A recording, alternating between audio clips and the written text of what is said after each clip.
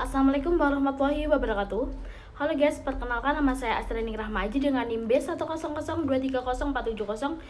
Pada kesempatan kali ini saya akan membahas tentang PT Waskita Karya Tbk, salah satu perusahaan konstruksi terbesar di Indonesia yang memainkan peran penting dalam pembangunan infrastruktur nasional. Nah, kita akan melihat bagaimana sih Waskita Karya berkontribusi dalam proyek-proyek strategis seperti pembangunan jalan tol, jembatan, dan bandara, serta tantangan-tantangan finansial yang dihadapinya. Mari kita mulai dengan melihat profil perusahaan dan keunggulan kompetitif yang dimiliki oleh PT Waskita Karya Tbk. Yang pertama ada profil perusahaan. PT Waskita Karya Tbk adalah perusahaan konstruksi di Indonesia yang fokus pada pembangunan infrastruktur seperti jalan tol, jembatan, bandara, dan gedung pencakar langit. Didirikan pada tahun 1961 dan go public pada 2012. Meski sukses menangani banyak proyek besar, perusahaan ini menghadapi tantangan finansial karena biaya proyek yang sangat tinggi.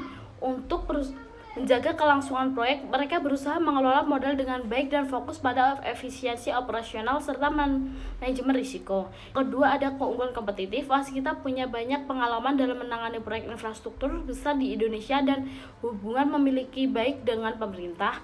Mereka dipercaya untuk menangani proyek-proyek prioritas seperti jalan tol dan bandara. Selain itu, bisnis mereka juga berkembang di sektor lain seperti pengelolaan jalan tol dan properti yang membantu mengurangi risiko. Sebagai perusahaan terbuka, Waskita lebih mudah mendapat pendanaan untuk proyek besar. Fokus mereka pada efisiensi operasional dan manajemen risiko membuatnya jadi pemain kuat di sektor konstruksi.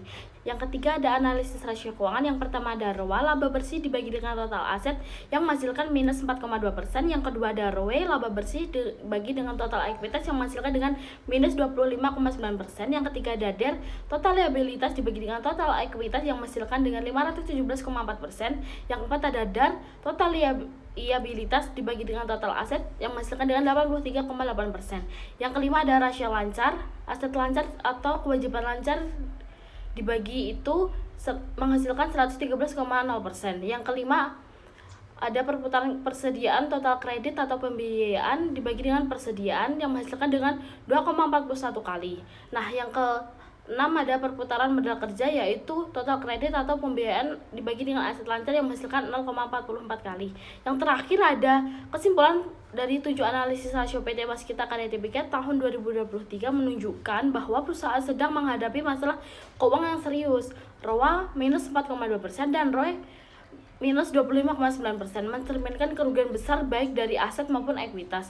Sementara rasio DER 517,4% menunjukkan bahwa perusahaan memiliki beban utang yang jauh lebih tinggi dibandingkan modal sendiri. Rasio DAR 83,8% menunjukkan bahwa aset perusahaan hampir seluruhnya didanai oleh utang, yang menandakan risiko likuiditas yang tinggi. Rasio lancar 113,0% juga menunjukkan ketidakmampuan perusahaan untuk memenuhi kewajiban jangka pendek dengan aset lancar yang ada. Selain itu, perputaran modal kerja 0,44 kali menegaskan adanya efisiensi defisit modal kerja. Meskipun perputaran persediaan sebesar 2,41 kali menunjukkan efisiensi pengelolaan stok. Cukup sekian presentasi dari saya, kurang lebihnya mohon maaf. Wassalamualaikum warahmatullahi wabarakatuh.